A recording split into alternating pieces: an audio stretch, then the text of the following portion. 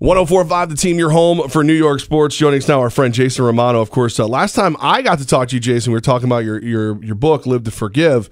And since then, I've been following you on Twitter and everything else. And I saw your picture this morning of LeBron looking at J.R. Smith with contempt and disappointment. What was your take on that picture? Well, I started thinking, because everybody was trying to come up with some creative meme, and I looked at LeBron and the face he was making. I'm like, that's the exact face my wife makes and looks at me with when I don't pick up the house. Or if I pick up the house, she says, I meant clean the house. Can't you see the difference?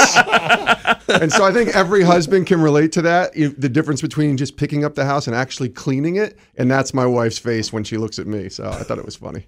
I better get used to that, huh, Levack? Get used to it. The fact that you're not already is a shock to me. Yeah, that's long-time marriage right there. Yeah, I know. Oh. How do you feel? Like, why does it? You've covered so many athletes throughout your career, and you've seen them and interviewed them. What happens in those moments that guys like J.R. Smith just lose what seems to be a simple concept of the score? I think you just, there's so much going on, I think, as an athlete. I try to have empathy for J.R. Smith. If I was a Cavs fan, it'd be very difficult today. But I think, and we've all played sports on some level. We've all had boneheaded plays, of what we lost track of the time or the score. It happens all the time in the middle of a game when a team loses track of the 24-second clock.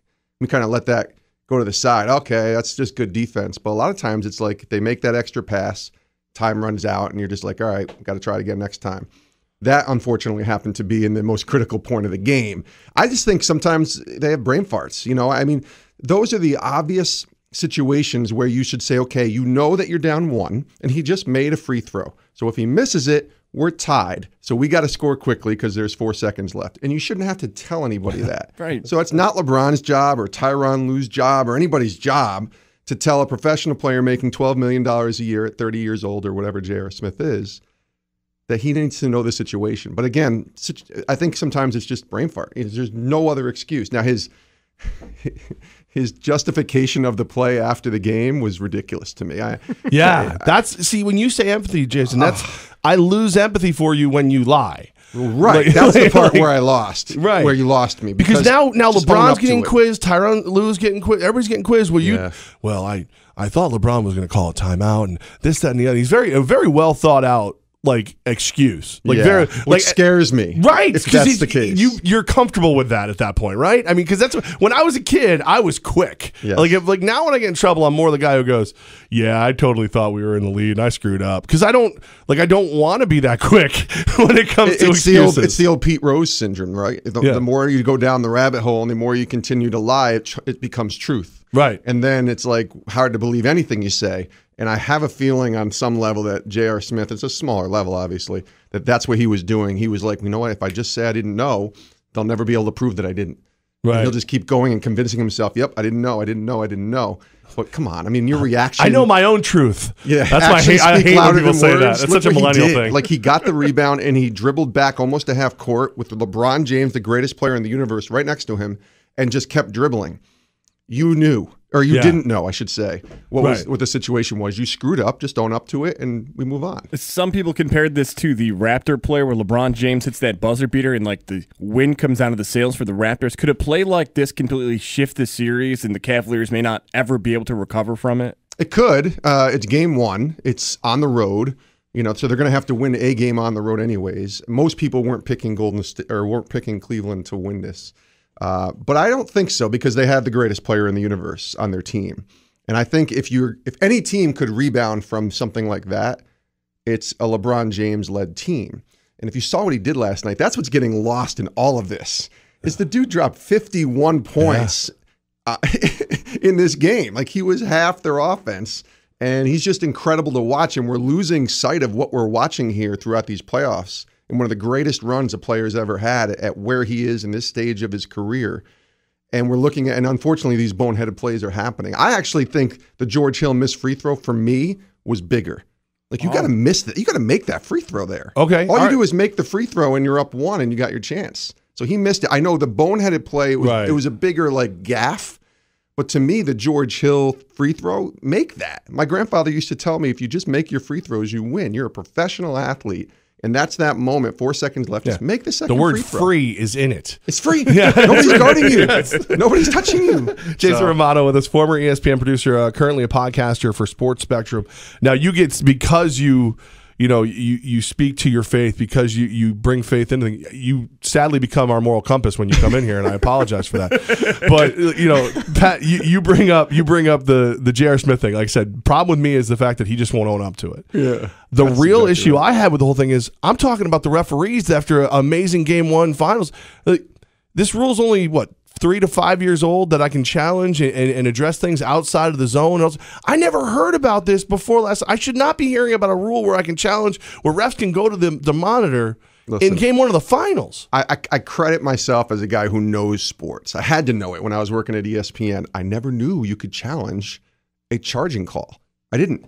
And I put it in the lexicon of all right, are you going to start challenging balls and strikes in baseball? Right. Are we going to start challenging pass interference in football? Some might want that. But we don't, because it's like a bang-bang play and the ref makes a call and you move on. That's what charging should be. It should be a bang-bang call. The ref made a call. You move on.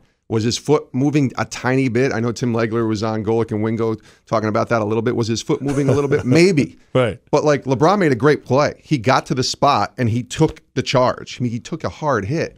It should have been a charge, and you shouldn't have had to review it, and the ref made the call, and that was a big play as well. Well, I mean, one ref said charge, one said block, and the one who said charge convinced the one that said block that it was a charge. So that should be the end of it. That's all right, good, thank you. All right, I'm leaving. I'll be back. That's why they're refs. That's why they're referees. There shouldn't have to be a third. Now, listen, if it was a shot at the buzzer, and did he get it off in time, or did he step on the line? Sure, review those. But that's a bang-bang play. He's not even in the zone. He's not even where he's supposed to be. All right, exactly. All right, thank you. I'm with you. I'm going to go take a nap. We're fortunate enough to have Jason back here in the Capital Region. For those that may not know, what brings you back to the Capital Region? Yeah, I'm visiting my in-laws, of course. That's the number one thing. But I also happen to schedule a few things going on around it. We have a book signing tonight. My book, Live to Forgive, came out in January. And I'm doing a book signing Friday night right here in Stuyvesant Plaza at the Book House, nice. Which is pretty cool. And I'm going to be there from 6 to 7:30, signing books. We're going to be selling books and just kind of hanging out, maybe talking a little bit about the background of why I wrote the book, things like that. So Stuyvesant Plaza tonight, the Book House, 6 o'clock. That plus Father's Day is just around the corner. This sounds like a perfect Father's Day gift. Yeah, it's what I've been hearing, and I think especially because the book is centered around the relationship with my dad. I think you can read it any time of year. You could have a great relationship with your father and still struggle with forgiveness. But for me, this was a story of reconciliation and having to forgive my dad for a lot of years of a lot of torment and living to forgive him. And I think it's a great Father's Day gift for anybody coming up looking for an idea. So Jason Romano, the book Live to Forgive. I think I'm glad you said regardless of where you're at with your father, because I think a lot of people, you hand your dad, hey dad, live to forgive, and it's like, what am I forgiving you for? What'd you do? Right. Well, I wrecked the car. Dad. Oh no. Yeah. Exactly. So regardless, just a cool read. It's a great book for J.R. Smith, by the way. Oh, he's or anybody that knows J.R. Smith. He hands it right to LeBron. I don't know. He hands it right to LeBron. Or Cavs fans. All right. Both, neither, or which one is still in Cleveland next year? J.R. Smith, LeBron James. I'm going to say neither. All right, I like it. I'm going to say neither. I like it. Jason Romano again. Stuyvesant Plaza. You're going to be Friday, or is that not today? Today is Friday now. Today is Friday. Oh my God! It's a short weekend. It's been a rough week. Yeah, tonight at 6 o'clock, Stuyvesant Plaza at the Book House. Love it, man. Making sure you stop by, look for a gift for Dad. Perfect one. Get it autographed. That's even cooler. That shows Dad you went that extra step. There you go. See. I love that. Hey, if my kid's listening, I'm just extra step. Jason, continued success. Thanks for coming in. Thanks, guys. Appreciate you having me.